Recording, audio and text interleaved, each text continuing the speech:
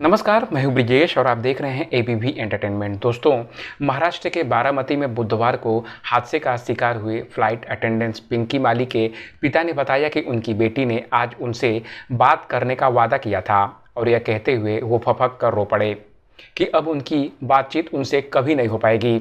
विमान हादसे में महाराष्ट्र के उप मुख्यमंत्री अजित पवार और पिंकी समेत 5 लोगों की मौत हो गई है। आपको बता दें कि मध्य मुंबई में प्रभा देवी के निवासी शिव कुमार ने बेटी से आखिरी बात हुई बातचीत को याद करते हुए कहा कि उसने कहा था कि पापा, मैं कल बुधवार को विमान में उप मुख्यमंत्री अजित पवार के साथ बारामती जाऊंगी।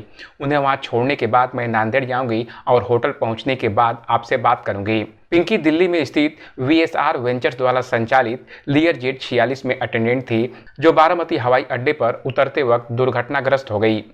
विमान में चालक दल के 2 सदस्यों समेत कुल 5 लोग सवार थे। शिव कुमार ने आगे कहा कि पिंकी इससे पहले राष्ट्रपति, मुख्यमंत्रियों और कई राजनीतिक नेताओं के साथ विमान में उड़ान भर चुकी हैं। उन्होंने कहा कि पिंकी चौथी बार अजीत दादा पवार के साथ विमान में रवाना हुई थी। शिव कुमार ने नम आंखों के साथ कहा कि मैंने कल शाम उससे बात की थी। उसने मुझे बताया था कि वह उप मुख्यमंत्री अजित पवार के साथ बारामती जाएंगी और फिर नांदेड़ रवाना होगी। मैंने उनसे कहा था कि तुम्हारी ड्यूटी खत्म होने के बाद हम बात करेंगे, लेकिन अब वो कल कभी नहीं आएगा। शिव कुमार भी अजित पवार के नेतृत्व वाली राष्ट्रवादी कांग्रेस पार्टी यानी एनसीपी के कार्यकर्ता हैं।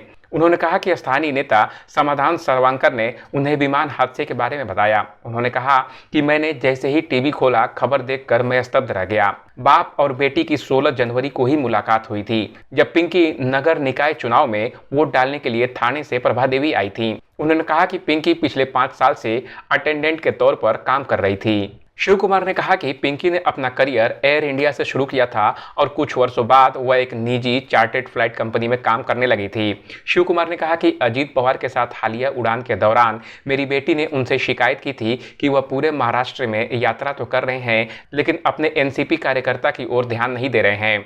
जब अजित पवार ने उनसे पूछा कि आपको ऐसा क्यों लग रहा है, तो पिंकी ने उन्हें बताया था कि मैं यानी शिव कुमार 35 साल से एनसीपी के कार्यकर्ता हूं। उन्होंने कहा कि इस बातचीत के बाद पवार ने उन्हें कॉल किया था। शिव कुमार ने कहा कि मैं उस समय कार चला रहा था, तब कॉल नहीं उठा पाया था, जिसके बाद मुझे संदेश मिला कि पवार साहब आपसे बात करना चाहते हैं।